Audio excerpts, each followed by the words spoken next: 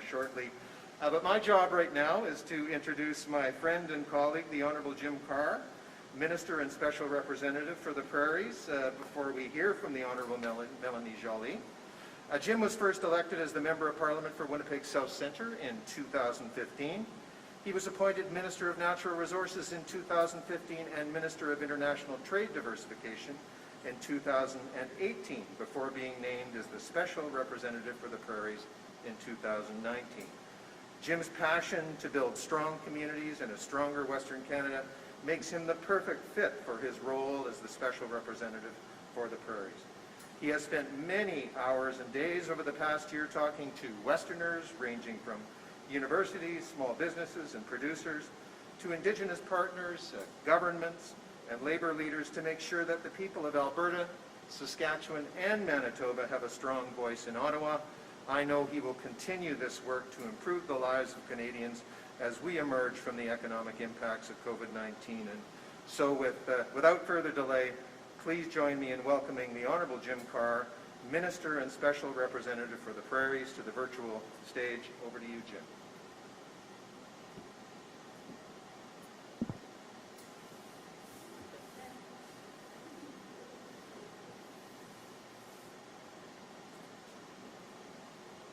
Well, thank you, Terry, for that generous introduction. And hi, everybody. I'd like to begin by acknowledging that I'm going to be coming to you from the traditional territory, Treaty 1 of the Anishinaabe peoples and the homeland of the Métis Nation. And I'm also particularly glad to be on the Red River campus, a leading institution across the prairie, a partnership with the Government of Canada that has recognized the importance of developing talent to look at the skills of the future. Red River College has done a fabulous job and continues to. And as always, it's a pleasure to be with you on this campus. This is a day like no other. It's finally here. The launch of a regional development agency focused solely on the prairies. We know that strong regional economies are essential to Canada's overall success and sustainability as a nation.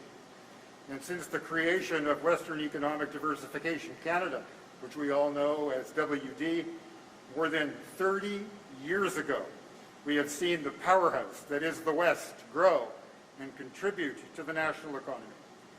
In my role as Special Representative for the Prairies, I have met with countless local businesses and community leaders right across the region. I have listened to them explain the challenges they face and the exciting opportunities they're proud to know exist in their communities. These discussions help set the stage for the federal government to do what it does best, to enable leaders and innovators to translate their ideas into tangible actions that create jobs, benefit our communities, and help diversify the prairie economy. One of the ways in which our government sought to support the prairies was through the creation of an agency that will be dedicated to prairie needs and prairie needs alone. It is designed to provide a range of supports and services with a 70% increase in funding that will allow new opportunities to flourish and generate economic growth right across the region. We know recovery is going to look different in every region and will require programming that responds to local needs. The Prairie Agency will be agile and responsive. It will be a major player in an economy that bounces back from COVID-19 with strength and with resilience. Services that businesses and organizations have come to rely on and trust from the federal government will not change. What will change is the name, to PrairiesCan, and along with that, it's a mandate focused on Alberta, Saskatchewan, and Manitoba. Everybody in this room and beyond knows that after a long and grim 16 months, Canadians are ready to recover and rebuild. With today's announcements, I hope you will see all of that opportunity is coming, growth is coming, jobs are coming, and we will finish the fight against COVID-19. We will all get back to work, and our economy will come roaring back. Today, everybody, is a good day for the prairies and a good day for Canada. Thank you.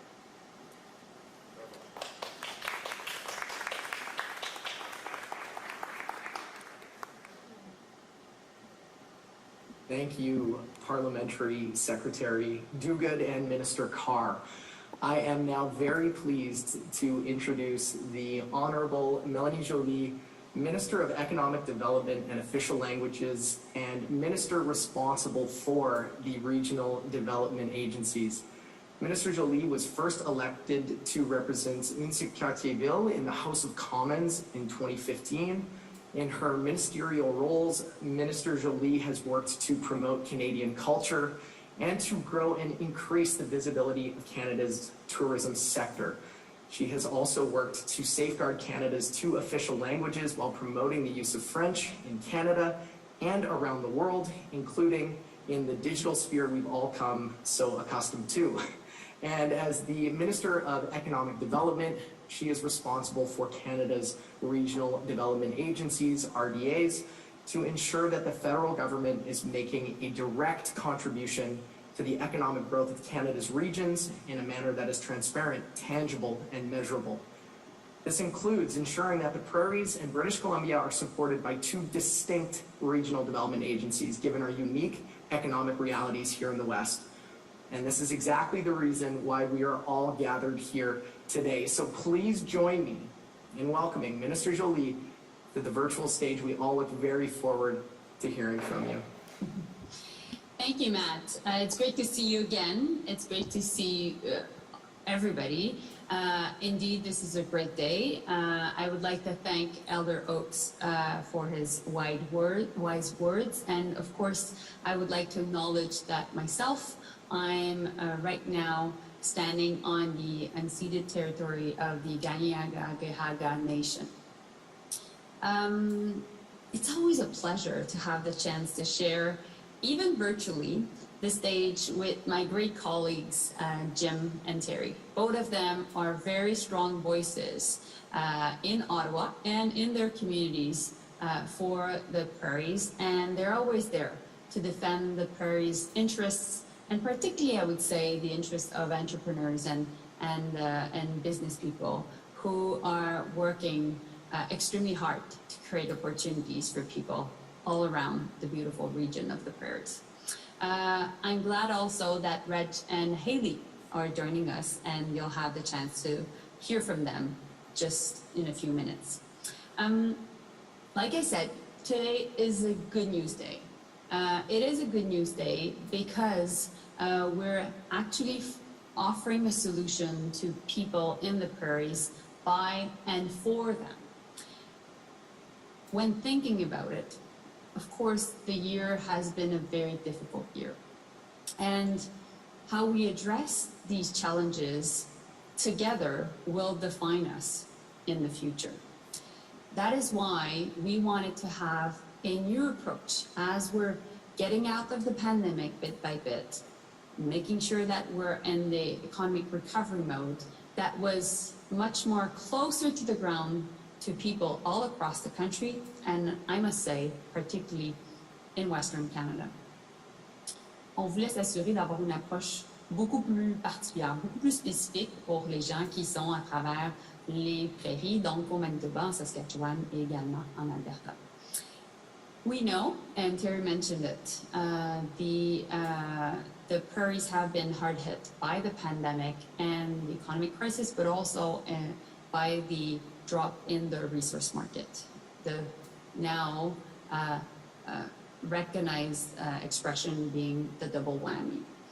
More than that, during the pandemic, the economic development agencies across the country were at the forefront of helping businesses and entrepreneurs being able to have access to capital, make sure that they could deal with their liquidity crunch, but really the help that was required from the economic development agencies was to make sure that businesses could keep their employees and protect the jobs. And that is why we were able to do that across the Prairies and across the West by making sure that we were protecting more than 40,000 jobs. Now, because of this very difficult time through Canada, but also specifically in the prairies. And because of the fact that we needed to be there to help entrepreneurs across the prairies, we recognize that some regions had more boots on the ground and more resources than others. And therefore, there was a form of injustice that was created, and we needed to repair that and use the economic crisis and also the pandemic as a way for us to do even better in the West. When thinking about it, of course, the West is not a monolithic block. The realities are different in the prairies, they're different also in British Columbia. We wanted to have a targeted approach, an approach that was in line with the realities of people in these 4 different provinces. And also, when thinking about it, Western Economic Diversification, which is the regional development agency that has been there until now, was created by Prime Minister Mulroney in 1987. Things have changed in the prairies since then. The economy has quadrupled. We now know that it is an investment magnet for example, the life science sector with Vito Intervac being in Saskatoon, but also because of all the great work we're seeing from scientists and entrepreneurs across the prairies. We obviously know also that 85% of the farmland in the country is in the prairies, and our farmers and also entrepreneurs are making sure that people have access to great food, not only here, but also around the world. So, as Jim Carr mentioned, the future is definitely in Western Canada. So based on that, we wanted to be not only more targeted, but present according to the different realities within the prairies, within Manitoba, within Saskatchewan, within Alberta, from being there in big cities, but also in rural communities and supporting Indigenous communities, from the tech sector to the tourism sector, or again, the agri-food sector.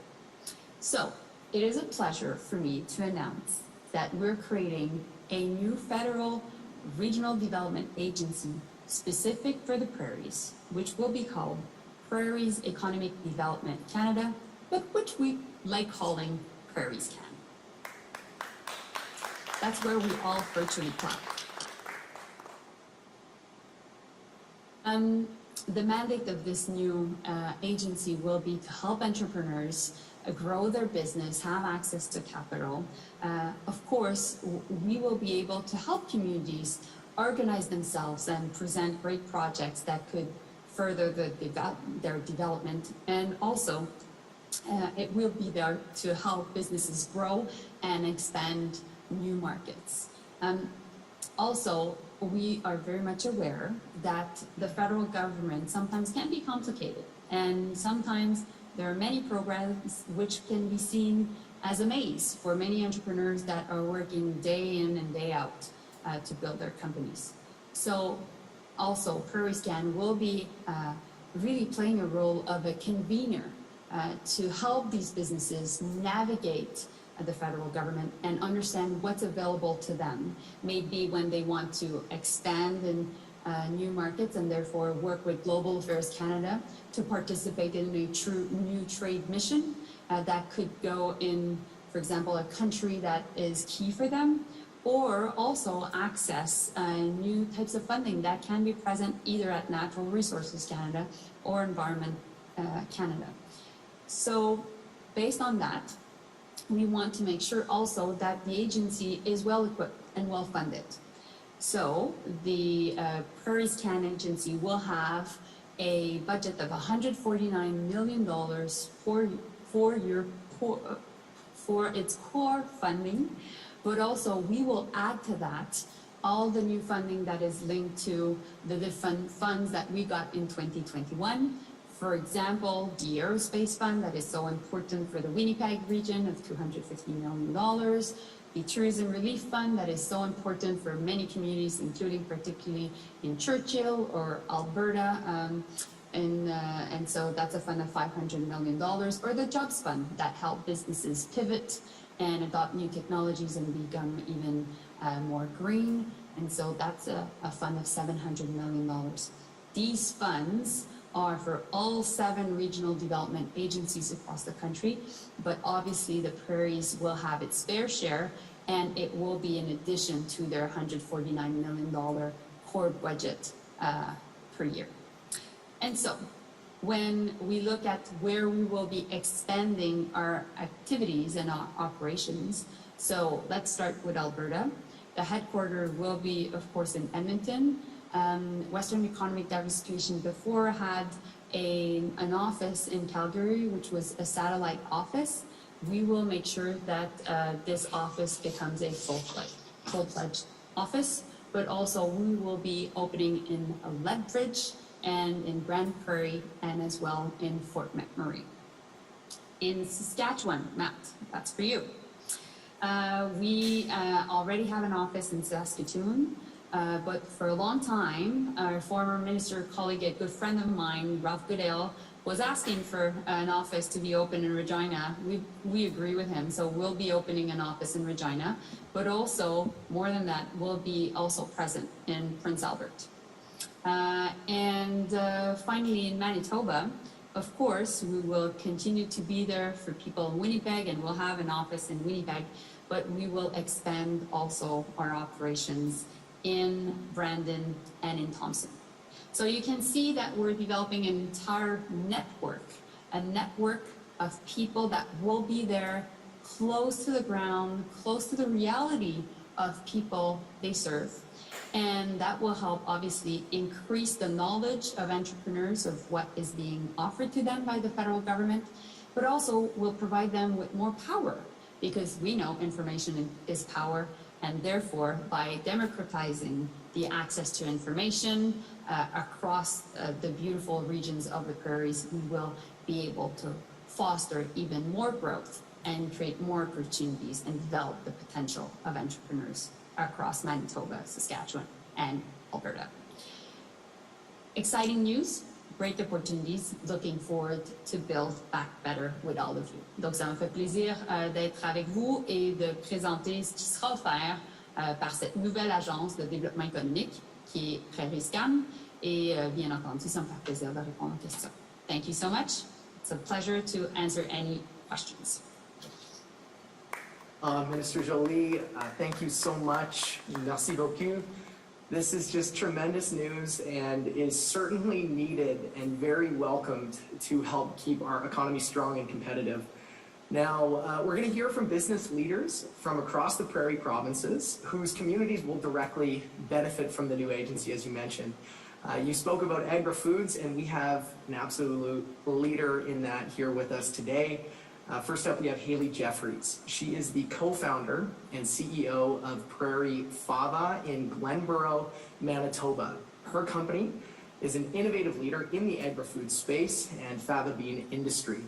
In response to evolving plant-based diet eating patterns around the world, Prairie Fava has created and promoted fava-based products that are easy to use and make a healthy and flavorful addition to meal planning. So Ms. Jeffries, as I mentioned, is joining us from Glenborough, so please help me in giving her a very warm welcome to the virtual stage.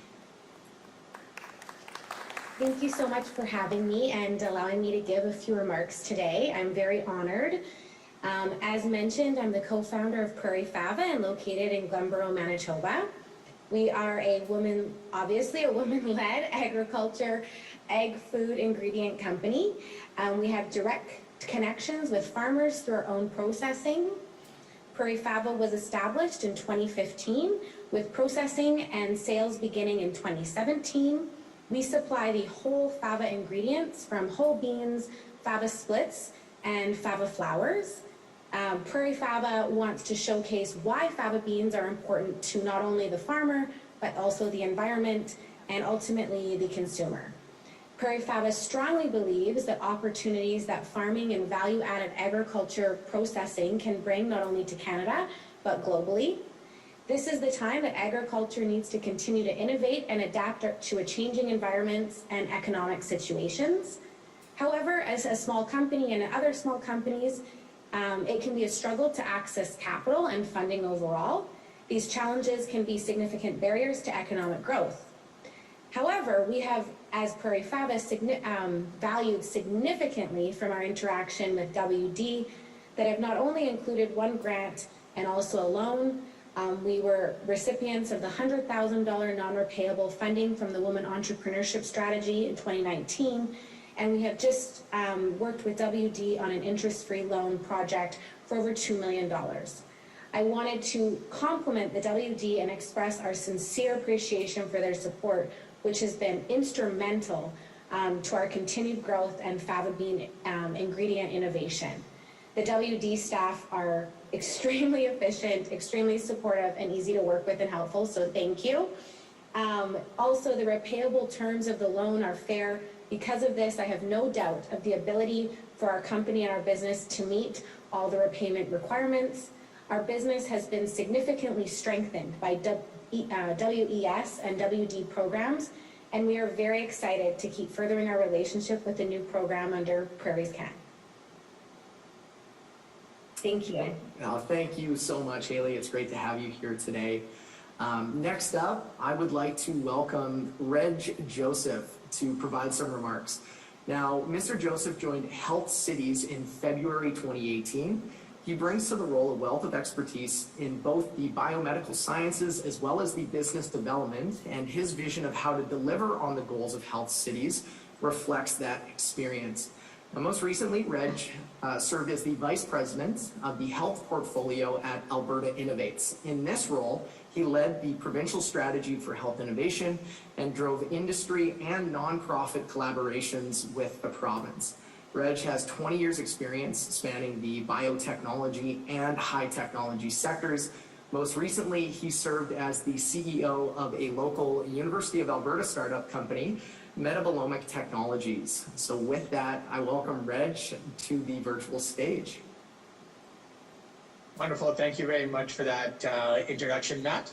I'd like to bring greetings from the Board of Health Cities to Minister Carr, Minister Joly, and esteemed guests, and of course, a special thank you for the words of wisdom from Elder Oaks.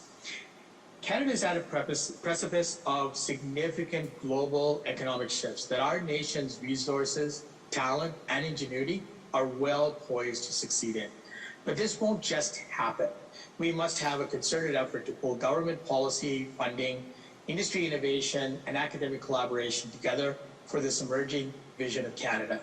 The Prairie provinces have a wonderful opportunity to pool their resources and strengths to position us to play on the global stage.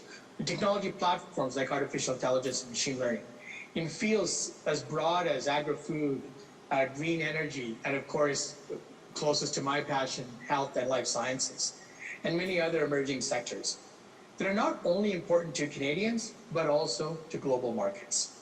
Canada can and should be a global leader in many of these sectors. I would like to congratulate Minister Joly and the entire WD team for their bold leadership. I'm excited today for the launch of the WD Prairie-focused RDA that will serve as a federal impetus to drive our region's growth in the new economy and in several sectors. Tied with this regional focus and with the hands-on catalytic approach that WD has been taking with their partners and industry, we are positioning this region for new jobs and economic prosperity for Western Canada and for the rest of the nation. Thank you. Thank you, Reg, and thank you all. Now, a bit about us.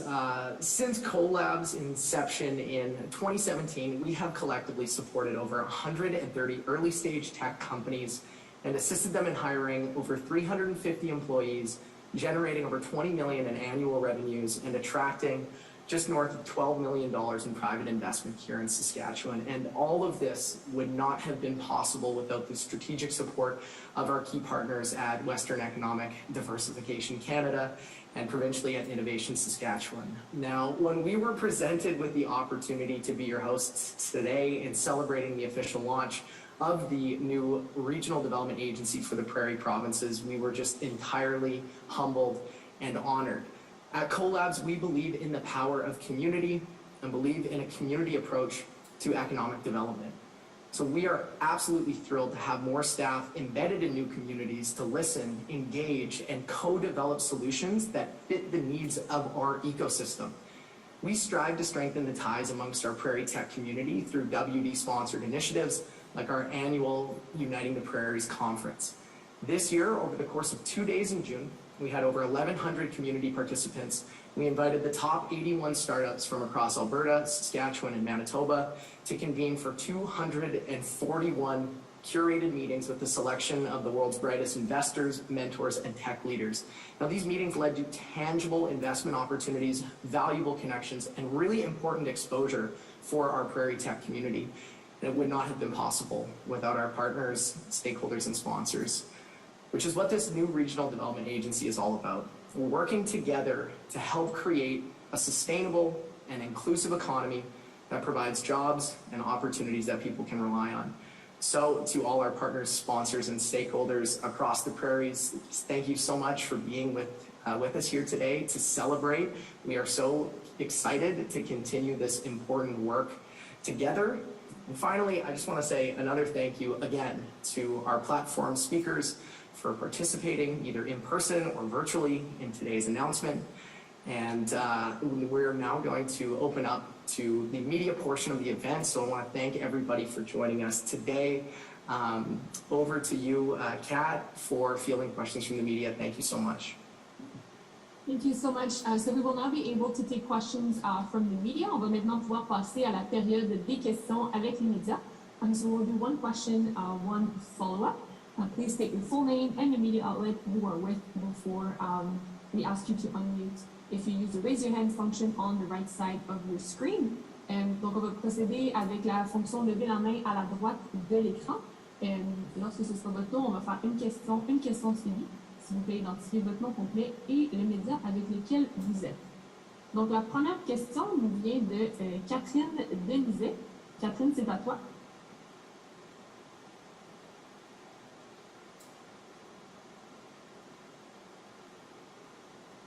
Catherine, est-ce que tu nous entends? Ça ne semble pas fonctionner. Sinon, peut-être écrire ta question dans le chat. Geoffrey, je vois que tu sembles avoir le même problème. Geoffrey et Catherine, si vous voulez écrire vos questions par écrit, je pourrais les poser à voix haute par la suite. There seems to be an issue with the unmute button, so if you're a member of the media and you have a question, you can write it down in the chat and I can ask it out loud.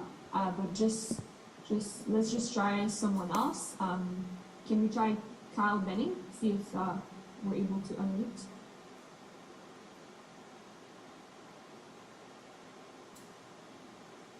Kyle, can you hear us?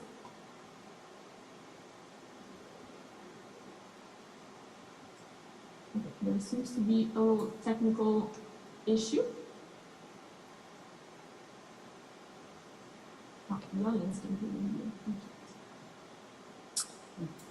Matt, you can hear the media?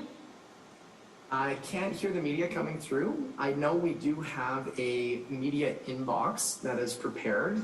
Perhaps we can show that on screen for the media to submit their questions via the inbox, and we can handle them that way if we can't get the technical issues sorted out. Okay.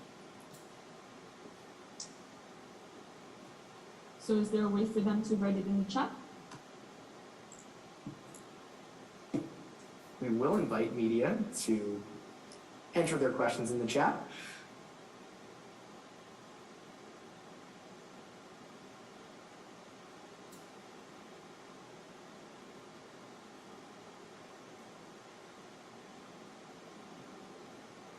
On va commencer par les questions sur le sujet du jour.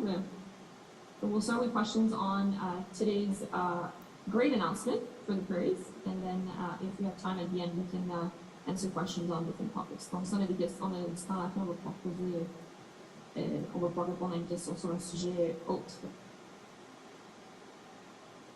Donc, Geoffrey, avais-tu une question sur l'annonce d'aujourd'hui?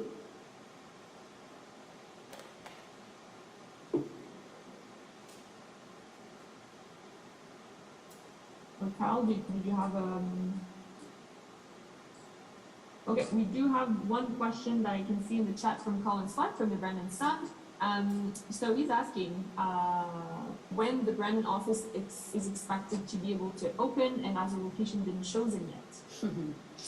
Good question. So we have good news to announce because we know that we now have a PrairiesCan agency.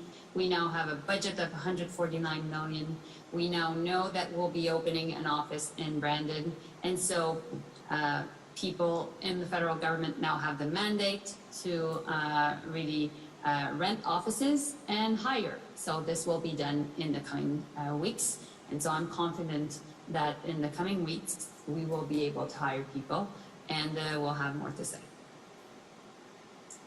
Merci, Madame la Ministre. On a une autre question qui nous vient de Radio-Canada Edmonton de Joly. Est-ce que vous pourriez détailler un peu plus le financement qui sera attribué à PrairiesCan et à partir de quand le financement pourra être alloué? Donc, le financement est de 149 millions par année pour PrairiesCan dès maintenant. Mais à ce financement, on ajoute aussi plusieurs autres fonds, notamment tout ce qui est en lien avec le fonds sur le tourisme, le fonds pour la création d'emplois, plus de 3 milliards de dollars qui sont pour toutes les 7 agences de développement économique. Mais PrairiesCan va être en mesure de recevoir son pourcentage du 3 milliards. Donc, on peut s'attendre à ce que le financement de l'agence pour les 3 prochaines années soit plutôt autour de 400 millions dans les circonstances. Merci beaucoup, Madame la Ministre. Une question de suivi de la part de Geoffrey. Comment est-ce que les villes où on ouvrira de nouveaux bureaux ont-elles été décidées? Sur la base de la représentation régionale, parce que nous voulions être en mesure aussi de couvrir le plus possible la géographie des prairies, mais aussi sur la base de leur importance dans une région donnée. Donc, voilà pourquoi on est à Thompson, par exemple, plus dans le nord du Manitoba, et également Brandon, qui est la 2e plus grande ville après Winnipeg au Manitoba. Nous savons aussi que Fort McMurray est un incontournable de l'industrie en Alberta, alors nous voulions être présents. Même chose pour Lethbridge, qui est une communauté très importante dans les circonstances, et Grande Prairie. Il nous fallait absolument augmenter nos effectifs à Calgary parce que nous sommes très présents à Edmonton, mais notre bureau de Calgary nécessite des investissements. Et finalement, en Saskatchewan, nous étions peu présents en Saskatoon. Nous voulions également être présents dans la capitale de la Saskatchewan et la grande ville également de Regina, tout en étant présent aussi dans Prince Albert, un petit peu plus dans le nord de la Saskatchewan. Minister, if you don't mind, we'll do the question in English as well. How were the cities where new locations are going to open up, how were they being chosen? They were chosen based on regional representation to make sure that we would be able to cover the different regional economies within the different provinces of the prairies. So if we start with Manitoba, obviously we are in Winnipeg. Glad that my colleagues Jim Carr and Terry Dugal are in Winnipeg right now, but we know that Brandon is the 2nd biggest city of Manitoba, so we wanted to be present there. And also we wanted to be present in northern Manitoba and therefore in Thompson to make sure that we would be able to serve well the northern communities. Going to Saskatchewan now, we wanted to be present in the capital of Saskatchewan, Regina.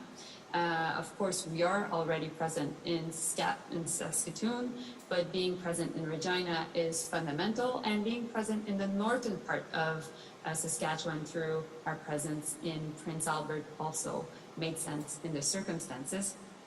Finally, looking at Alberta, we are present in Edmonton. Our headquarters are in Edmonton, but we wanted to increase our footprint in Calgary, not only to have a satellite office anymore, but really to have a full-fledged office in Calgary, while being present in Fort McMurray for obvious reason, because it is such an important piece of the economy that is in Alberta that is actually being developed in Fort McMurray. Lethbridge is definitely also a very important community and is also an investment magnet. We wanted to be there in Lethbridge. And finally, Grande Prairie. which is a very important community as well, and at the core of Alberta's development.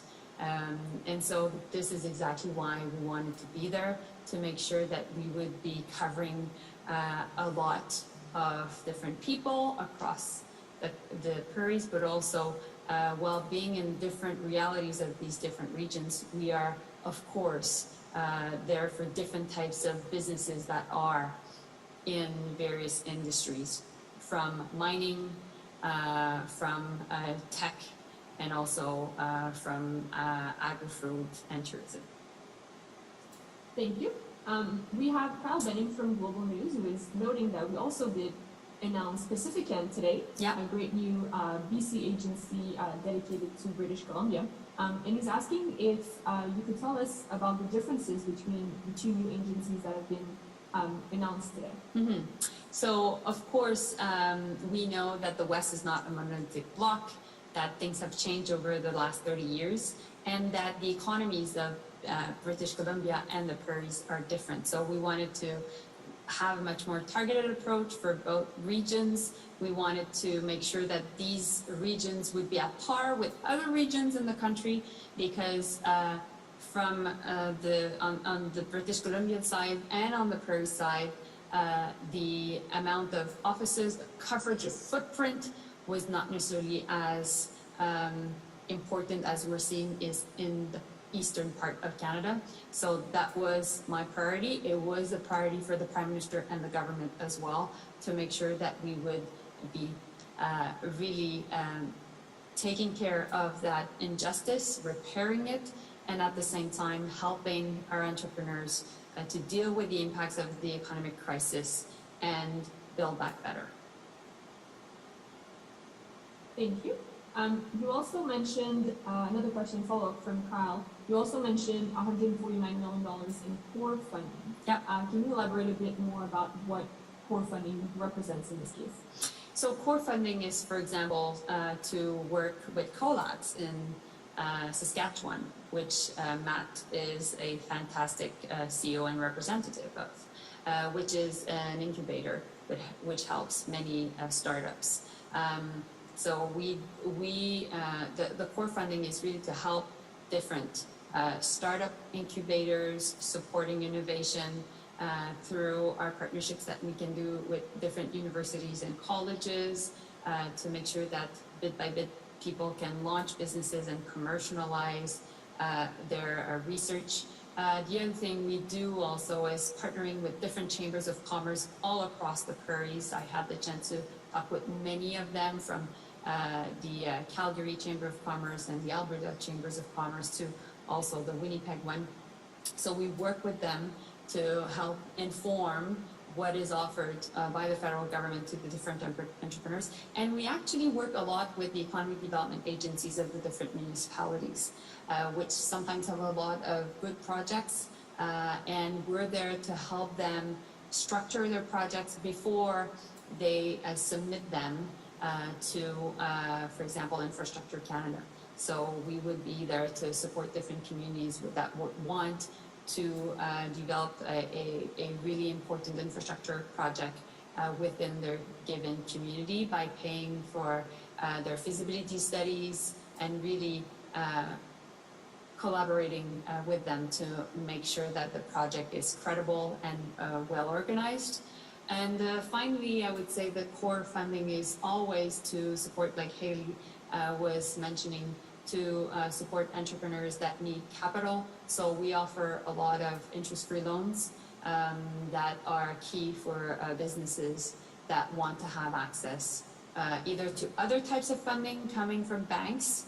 So we're a lot of time the first one to support them and to give them their credibility when going to see other lenders, and also it is a way for them to either start their business or scale up, and therefore creating growth and creating jobs.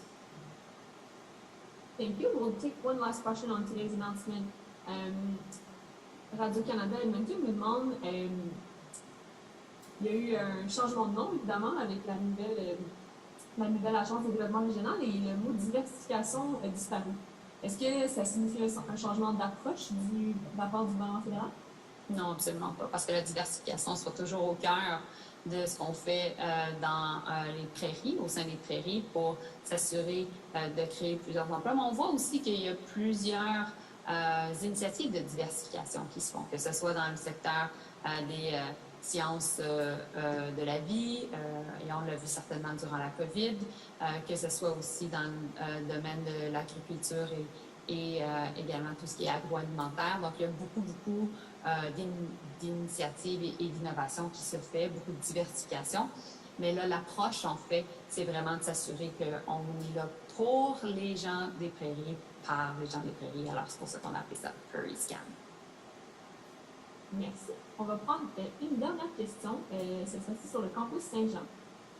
Radio-Canada Edmonton nous demande où est-ce qu'on en est avec ce dossier-là, avec nos discussions avec la province, et tout ce qui est relié au campus Saint-Jean en Alberta. Mais en fait, on est là pour le campus Saint-Jean. On a toujours été là pour le campus Saint-Jean. On est prêt à mettre plus d'argent pour aider le campus Saint-Jean. D'ailleurs, le budget de 2021 nous a donné plus d'opportunités pour aider ce campus qui est si important à la communauté franco-albertaine. Alors, les franco-albertains peuvent toujours compter sur nous. Bien entendu, on déplore le fait que le gouvernement de l'Alberta est présentement dans des procédures judiciaires parce que le financement au campus Saint-Jean a été coupé et qu'il conteste, dans le fond, le fait que les parents et les étudiants du campus Saint-Jean aient accès à des ressources qui soient raisonnables dans les circonstances. Alors, on va continuer de travailler avec Sheila Risboud, qui est la présidente de l'Association des Franco-Albertains, pour s'assurer qu'on puisse éventuellement trouver une solution, parce qu'il va de soi qu'on va jouer notre rôle pour protéger les droits linguistiques en Alberta. Merci beaucoup. C'est ce qui met fin à notre conférence de presse aujourd'hui. Thank you, everyone. This is now the end of our press conference today. Thank you, everyone, for attending this great event. Merci à tous d'avoir été parmi nous. Well, thank you so much, and thanks to Jim and Terry, and thanks to Matt, Haley, and Reg, and Elder Oaks, all of you, thank you for attending. This is great news. Now, let's make sure that we seize the opportunity and work with PrairiesCan to make these opportunities happen across the beautiful region of the Prairies. Merci beaucoup.